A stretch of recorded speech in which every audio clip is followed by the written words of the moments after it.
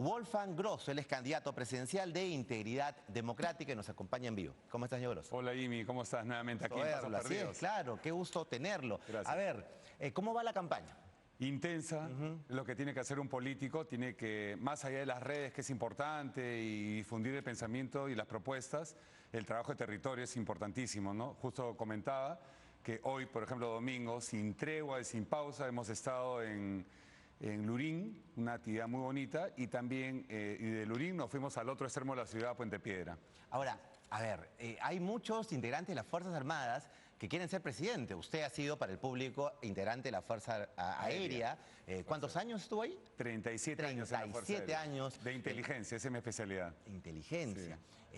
¿Por qué quiere ser presidente un militar? Porque, bueno, un militar y todos aquellos que tienen la aspiración de gobernar el país, pero en mi caso particular es la indignación que sentimos todos los peruanos, Jimmy, de lo que está pasando. Y pienso que aquellos peruanos que tenemos una cierta trayectoria, experiencia, capacidades, competencias y sobre todo valentía, no nos metemos al terreno para rescatar al Perú de la situación del secuestro que se encuentra. Para mí es un secuestro el país. Poco nada se va a poder hacer. Tenemos que dejar solamente de reclamar, de mostrar nuestro malestar, nuestro rechazo a través de comentarios, conversaciones, incluso en las redes, y pienso que se debe estar al pie del cañón para trabajar. Más de 20 años dedicado a la inteligencia, me dice usted. Así es, que es lo que siempre se ha acusado, no solo este gobierno, sino de varios gobiernos, y que por eso nos va mal en seguridad. Mira, fíjate, Imi, no hay ninguna guerra en la historia de la humanidad que no se haya ganado con inteligencia. E increíblemente aquí en el Perú, librando una guerra como la que estamos librando, asimétrica, atípica, no convencional, se hace lo que no se debe hacer precisamente. Sacar a los militares a las calles, declarar estado de emergencia. ¿Usted está en contra entonces de todas estas medidas? Totalmente, o sea, son inoperantes, ineficaces, son medidas de humo. Entonces, como la población, como necesita que le lancen un salvavidas, se agarra lo que sea, lo que se le lance, entonces, y pareciera pues que hubiese un propósito soterrado en eso, ¿no? Porque, ¿por qué no hacen su tarea, lo que tienen que hacer y aplicar el sistema de inteligencia que lo tenemos? Tenemos todas las competencias, capacidades, plataformas, se tiene que hacer una vigilancia, seguimiento, seleccionar a los blancos. Muy parecido a la época del terrorismo, ¿tú te acuerdas de la época de los 80? Sin inteligencia no se hubiera podido hacer nada. Y esta guerra es similar. ¿Y por qué no lo hacemos? ¿Por qué no aglutinamos, interactuamos todas las plataformas que se tienen, todos los subsistemas? Ahí sí puede entrar la inteligencia militar, obviamente la inteligencia policial, la inteligencia de unidad de inteligencia financiera. Tenemos que ir a los centros vitales, cabezas, y estas organizaciones se van a caer como castillo de naipes. Lo he manifestado. En un gobierno de integridad democrática, en 6 meses se va a empezar a sentir la seguridad. Y no lo digo... ¿En 6 meses? Así es, así es. ¿Qué va a hacer? Lo que te estoy diciendo, vamos a ir a las cabezas, a los cabecillas, a sus puntos neurálgicos e ir sacándolos estos criminales de las calles. Claro, hay otras medidas colaterales que son necesarias, construir megacárceles de seguridad en sitios alejados de zonas urbanas, reforma del sistema penitenciario, también una reforma del sistema judicial que se tiene que hacer obviamente en coordinación con un poder independiente como es el Poder Judicial. Todas estas medidas son pertinentes, pero de nada sirve si es que no identificas a aquellos que están librando esta guerra contra nosotros. A estos delincuentes hay que sacarlos de las calles, ponerlos a buen recaudo y ahí se va a empezar a sentir la seguridad. Y eso se puede hacer. Muy bien, tema de seguridad, pero la presidencia son más cosas. Sí, claro. ¿Cuáles son las otras propuestas de A ver, integridad? nosotros tenemos 3 ejes fundamentales. Si bien es cierto, los problemas del país son muy complejos y es un problema transversal, no es secuencial.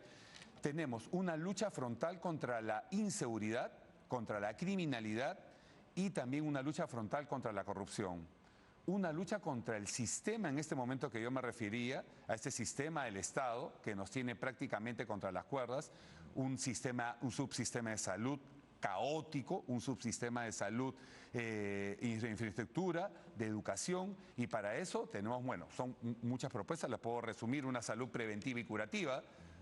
La corrupción, como te digo, es transversal, enquistada en la salud, hace o pretende querer que la población esté enferma. Le conviene a aquellos operadores de salud que los pobladores estén enfermos para seguir ganando platita, ¿no es cierto? Con las medicinas, con las pruebas, con las atenciones. Si tenemos una salud preventiva, la población va a estar más sana. Un sistema digitalizado, eficiente, historias clínicas digitalizadas, que en el último rincón del país un ciudadano pueda ir a atenderse y no reciba una respuesta que venga después de 4 meses. Mire, ¿cuánto ha pasado del COVID? Y nada hemos aprendido, Fíjate, no hay nada de prevención. Sí, fíjate, yo voy a poner como ejemplo de la Fuerza Aérea. No es porque sea FAP, pero en el hospital de la Fuerza Aérea hay un programa de rehabilitación respiratoria que previene precisamente, es sumamente efectivo y ha bajado notablemente, no solamente los costos, sino la expectativa de vida de las personas. Y un tercer eje es el fortalecimiento de los emprendedores en el país. 10 millones de emprendedores hay en el Perú, fíjate, Jimmy. Es la fuerza motora del país. El 80% de la economía se mueve por los emprendedores. Mototaxistas, canillitas, bodegueros, lustrabotas, los que tienen un emprendimiento, los barberos, de mediana y pequeña empresa.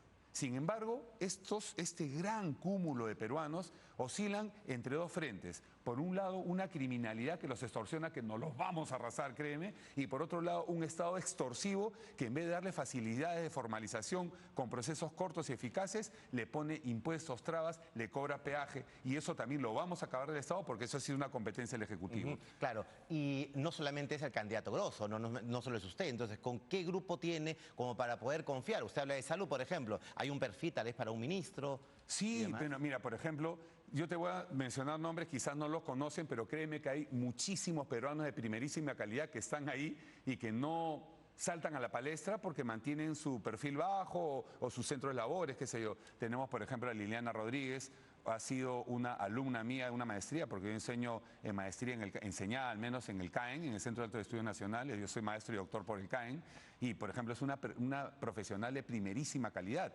Entonces, y así podemos mencionar a Óscar Basurco, Carolina Lizárraga, que es muy conocida, ella ha sido pues un referente en la lucha anticorrupción, algo que es nuestra línea de bandera.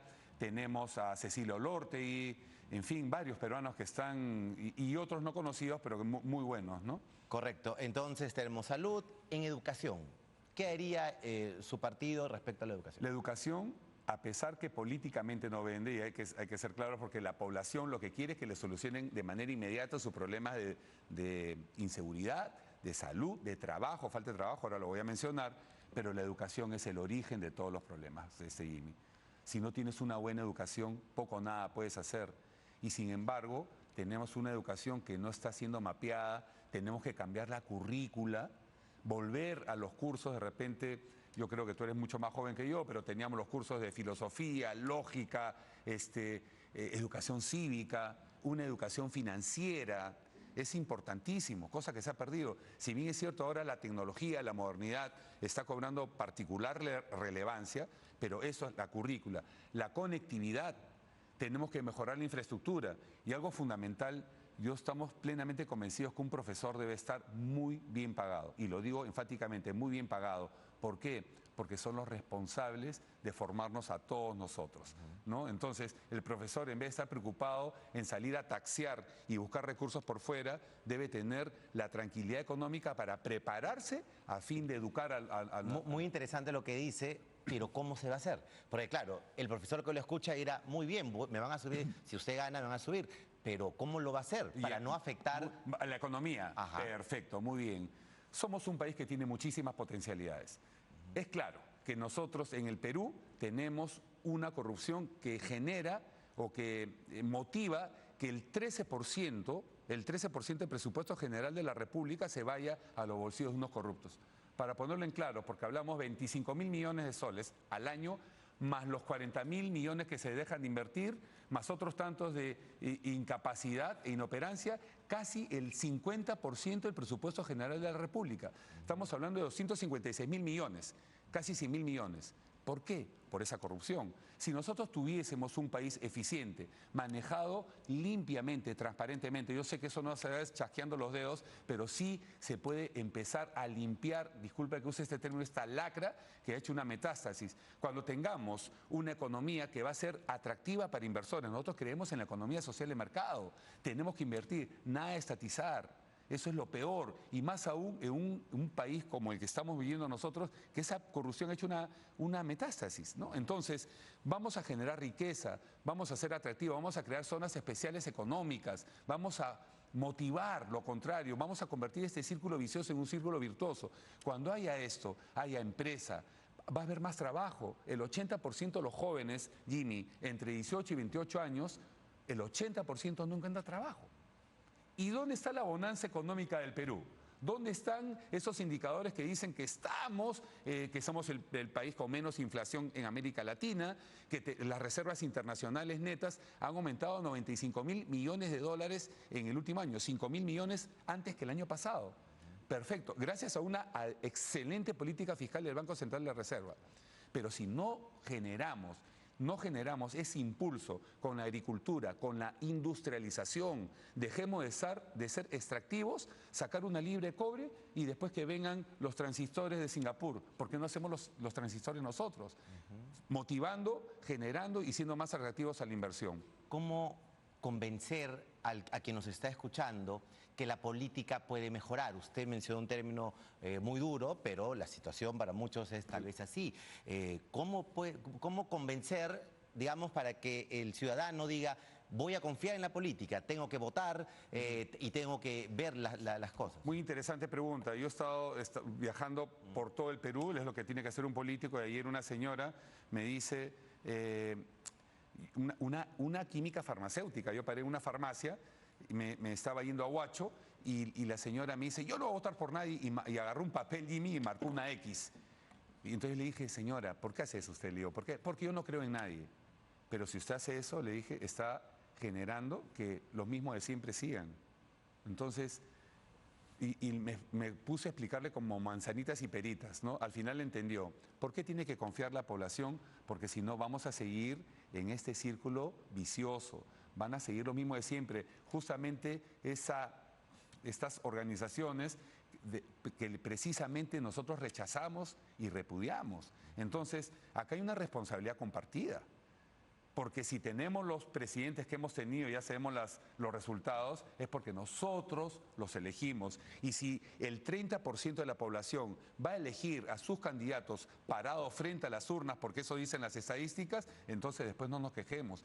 Tengamos conciencia, tomemos conciencia de lo que significa estas elecciones el día 12 de abril. Así es, lamentablemente es esto, y es el único país, creo, que tiene una cárcel para expresidentes. Y ahora la situación de José Gerí, investigado. Ojo, estoy hablando de investigado ya, una situación... Sí, fíjate, y yo propongo una de las cosas entre muchas, porque el tiempo queda muy corto: presidente que comete un acto de corrupción, cadena perpetua, y alto funcionario que comete acto de corrupción, cadena perpetua. Si hay corrupción, Jimmy, es porque hay impunidad. Y no es que yo sea radicalizado ni nada, simplemente hay que decir basta. Lo escuché, estabas entrevistando hace poco al congresista Surín, ¿no? Y bueno, es del mismo partido, y la verdad que daba muchas vueltas, pero no te decía, para mí, más allá del retroceso que significa que Gerí sea sacado de la presidencia de la República, y es hora de decir basta, pues, ¿no? Lamentablemente, y este presidente interino es el que el mismo Congreso lo eligió. ¿Qué esperaban? ¿Algo distinto? ¿Un presidente cuestionado, que tenía denuncias hasta de violación? ¿Qué esperaban? ¿Que tenga una aureola? Ya pues, los resultados están a la vista. Muy bien. Wolfgang Grosso nos acompañaba aquí hoy domingo en Pasos Perdidos. Él es candidato presidencial, busca ser presidente y va por el partido Integridad Democrática. Señor, muchas gracias. Muy amable, Jimmy. Wolfgang Grosso entonces nos acompañaba.